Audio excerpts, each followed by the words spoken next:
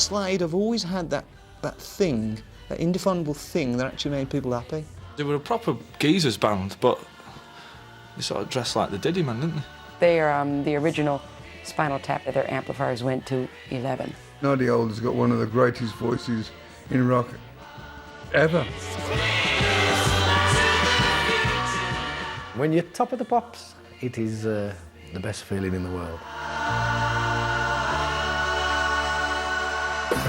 Slade are one of the most successful pop acts of all time, having sold over 50 million records worldwide. In the 70s alone, they had 6 number ones, a feat equalled only by ABBA.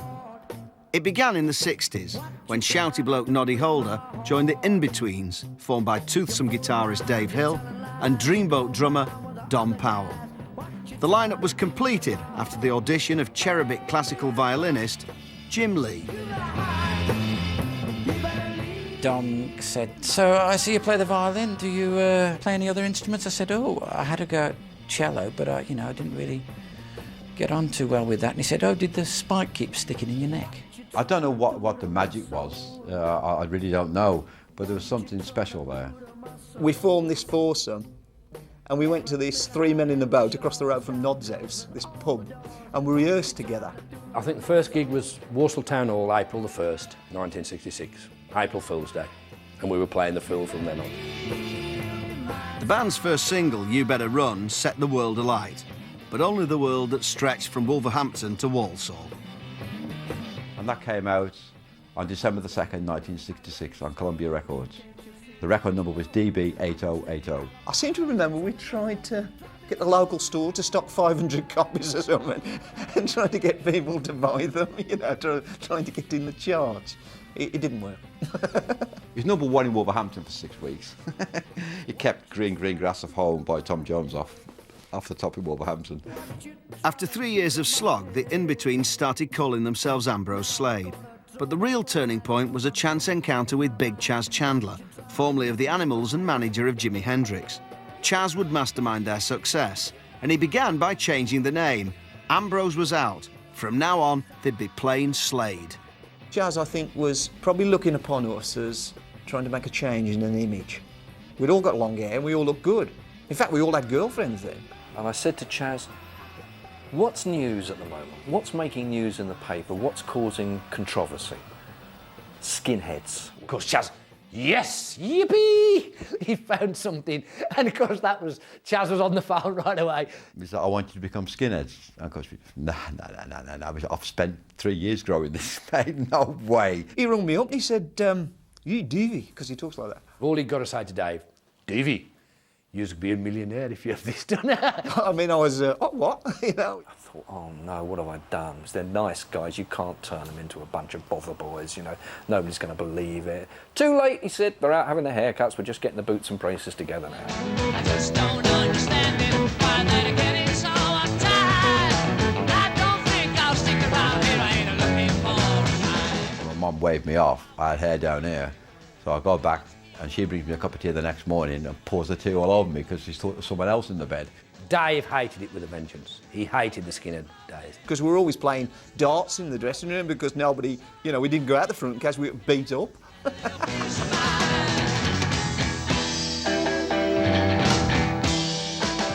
There was this new skinhead band around and they had higher stacks than we did, and they were louder than we were. We weren't. And in the early days, we didn't like that at all.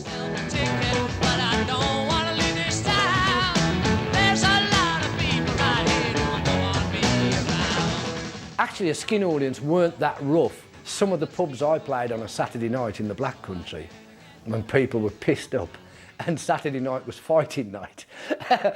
I mean, the skin audience wasn't that daunting. We looked hard, though. I mean, you certainly knew who we were, because it was a bit like, "Oh, Slade, you're in there." And then all the groups with the long hair, with the birds, were in the other rooms, Played in Bournemouth one night and it was full of skinheads. And, oh, my God, and we go on stage, and they just saw right through us.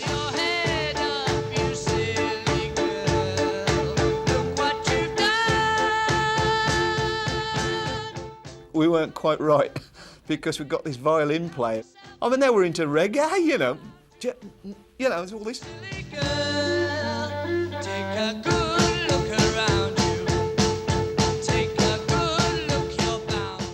couldn't get on Top of the Pops because the producer's son had been beaten up by skinheads, so we were back in the alley. We couldn't do anything then. The one benefit we got out of the skinhead era was none of the promoters ever tried to rook us for money. They always paid up on the spot. Not look good. I think Jim and myself were probably the awkward members. So very much, that was a Lennon McCartney composition. It was 5 years before we got any record success. We slogged around the country in the back of the van sharing bags of chips and things like that. Nod developed as a frontman, and we had this song at the end of the show, Get Down and Get With It. Now get down and get with it with Slade.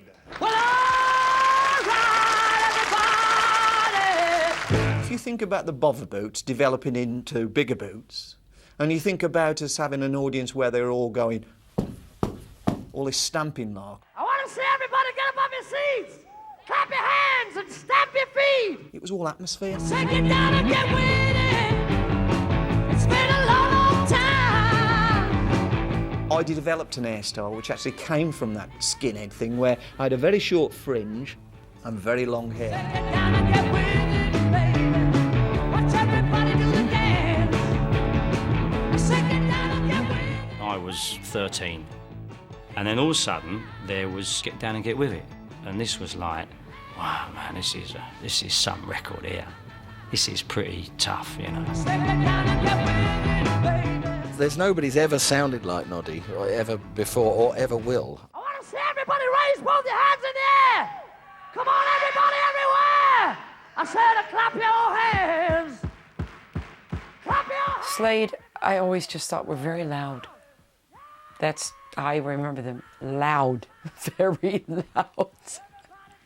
Louder than what I like to play, to tell you the truth. I remember when we first went to Top of the Pops, the sets were being held up with tape and it was all a bit sort of tatty, and it wasn't that wonderful ball that we saw on TV. You could see the cracks and the joints and you could see it being stuck together. Such is the arrogance of youth. I looked at this and I thought, we can take this, we can do this. Thursday night, and there's this thing called Top of the Pops. There was no other music on telly. It was black and white TV. There was no video, so there was no missing it and recording it later. There was this moment where you saw these people having a ball.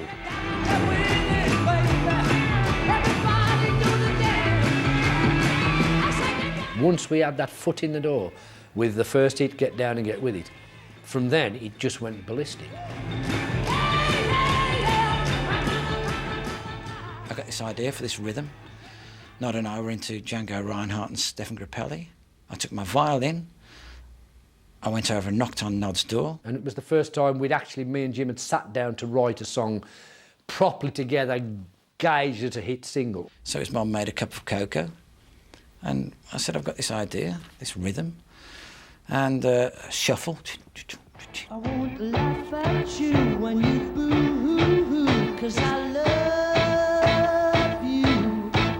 I can't turn my back on the things you like. Half an hour later, the cocoa was drunk and 'Cause I Love You was born, and it was #1, like that. Just like the